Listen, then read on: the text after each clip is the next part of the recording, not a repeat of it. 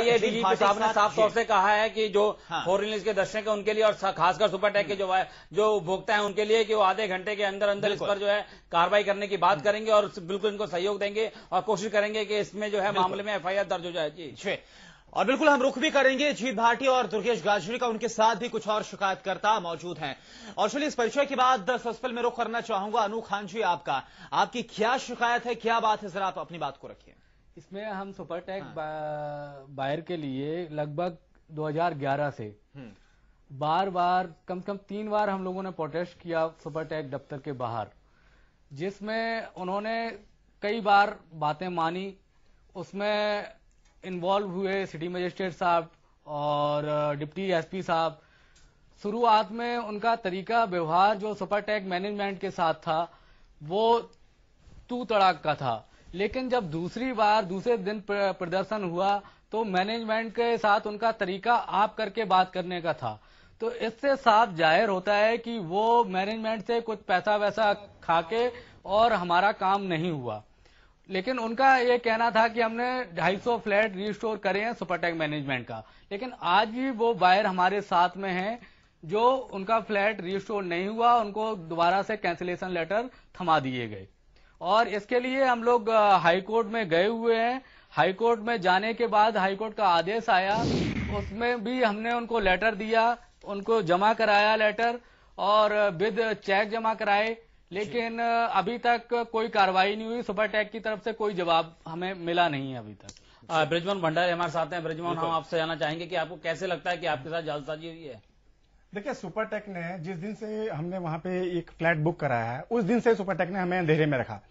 Day 1 से Supertech ने कभी नहीं बताया था कि वो डिस्प्यूटेड लैंड है, उस पर हम प्रोजेक्ट लॉन्च करने जा रहे हैं। जब धीरे धीरे ये खबर मीडिया में आई कि वो लैंड डिस्प्यूटेड है तो सुपरटेक ने एक विज्ञप्ति जारी करके और सबको इंडिविजुअल लेटर भेज के ये कहा गया कि जो लैंड डिस्प्यूटेड है उसमें हमारा कोई प्रोजेक्ट लॉन्च नहीं हुआ है।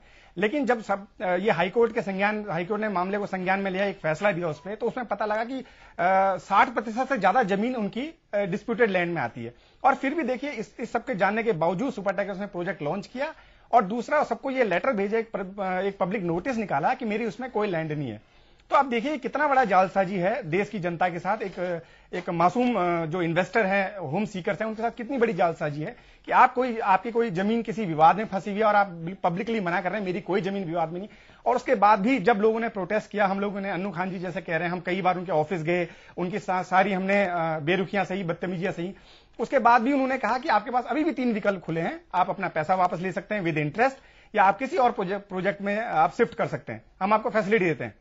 हम उस समय में उस विपरीत परिस्थिति में सुपरटेक के साथ रहे, हमने उनका साथ नहीं छोड़ा। ठीक है, कोई बात नहीं, बिल्डर हमारी बात मान रहा है। और जब आप देखिए कुछ समय जब बदला और जब जो ऑनरेबल हाई कोर्ट ने ये जमीन को रिज्यूम किया। आपको सर रोकना चाहेंगे, हमारे साथ इस समय एसएसपी जुड़ चुके हैं, हम जानना चाहेंगे। सर आपका स्वागत है 4 रियल न्यूज में।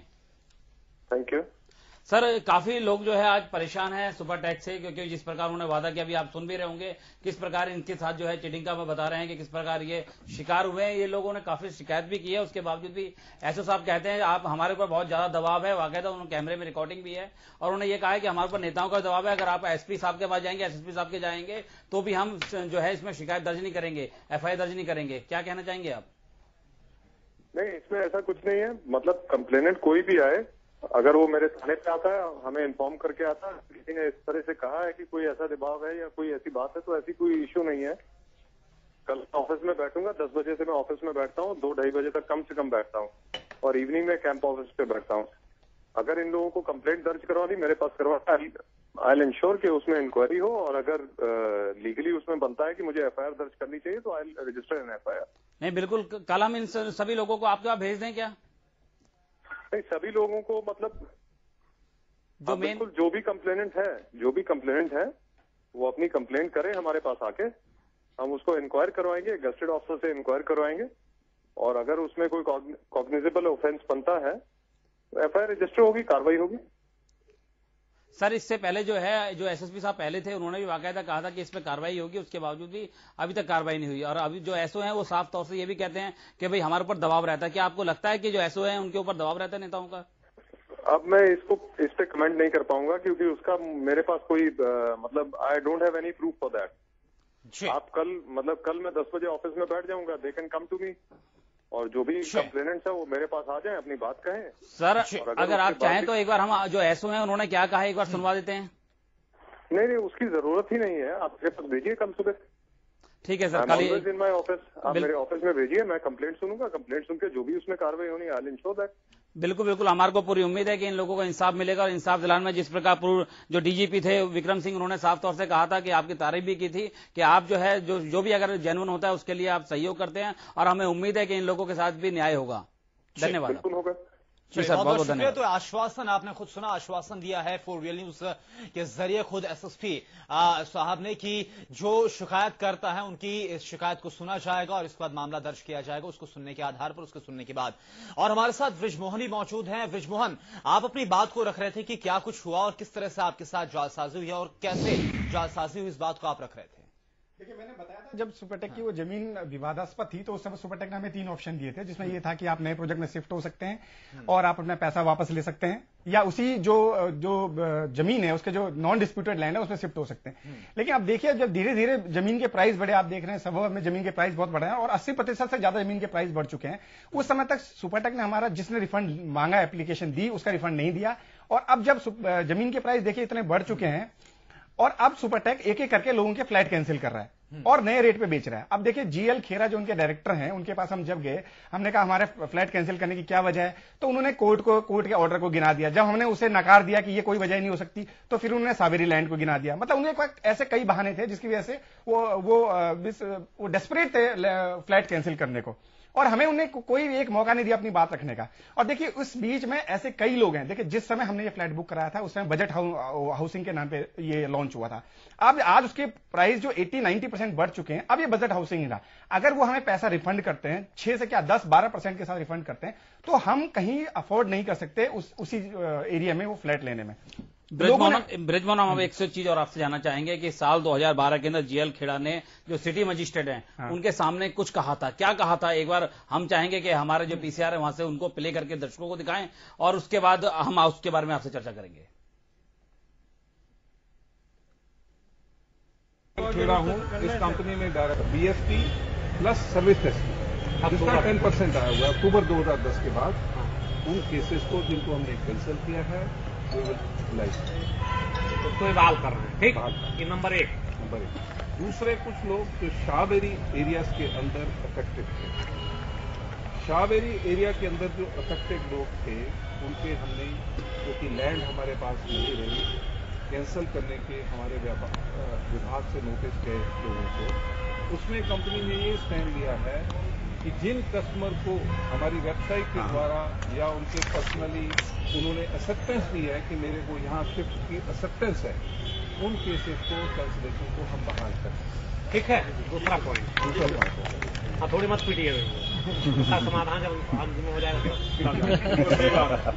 और तीसरा पॉइंट इनका ये है कि कुछ लोगों का इंडिविजुअल जो भी है मामला है, मैटर है, वो मेरे से आके आप इनसे विद अपॉइंटमेंट मेरे पास आएंगे और मिलेंगे। आप चाहते हैं आप सब कुछ फ्लैट कैंसिल करते हैं, आप ये भी ना बताएं कि आप बात डिस्कस करो। आपसे बात करने आएंगे हम आपसे बात करने आए हम आपसे बात करने आए, और अगर आपने बुलाया तो आपको बात करनी पड़ेगी। आप ये नहीं बोल सकते मैं कर रहा हूँ ना, आप बात नहीं कर रहे हैं, कर रहा हूँ मैं, आप क्या बिंगो बोल रहे हैं। मेरा साहब leave this meeting here itself, और आप बैठिए सारा दिन। अरे एक बात बताइए, प्लीज आप मीटिंग प्लीज अभी क्या हो रहा है? मैं क्या बोल रहा हूँ, ऐसे नहीं कर सकते आप, हम लोग सब साथी हैं। मतलब वो बोल सकते हैं, वो उसको नहीं मना करेंगे आप? उन्होंने कोई गलत नहीं कहा सर। आप उन्होंने क्या बोला? उन्होंने क्या कहा आपको? क्या बोला उन्होंने? गलत कहा? क्या बोला उन्होंने? बताइए क्या गलत कहा? हमारे पैसे से चाय कॉफी और ये सब कुछ हो रहा है, शालीनता है, इंसानियत। हाथ जोड़ के बोल रहा हूँ, इंसानियत मैं बोल रहा हूँ, ये बाहर के पैसे से, ये हमारे पैसे से है, ये हमारे पैसे से हो रहा है, बाहर के पैसे से, ये बाहर के पैसे से है। और चलिए, हमारे साथ इस वक्त पूर्व कैबिनेट मिनिस्टर और बीजेपी नेता संतोष गांगवार जी हमारे साथ जुड़े हुए। संतोष जी, आपका बहुत बहुत स्वागत है 4 रियल न्यूज पर। आपसे जानना चाहूंगा, दरअसल कुछ आरोप हैं सुपरटेक के बायर्स के। उनका ये कहना है कि उन्होंने जो पैसा लगाया था फ्लैट खरीदने के लिए, अपना आशियाना खरीदने के लिए, वो उनको मिला नहीं है। इसके बाद वो, ये बिल्कुल ठीक बात है जी, ये खाली एक जगह की बात नहीं, सुपरटेक की बात नहीं है। अधिकांश शहरों में जहां पर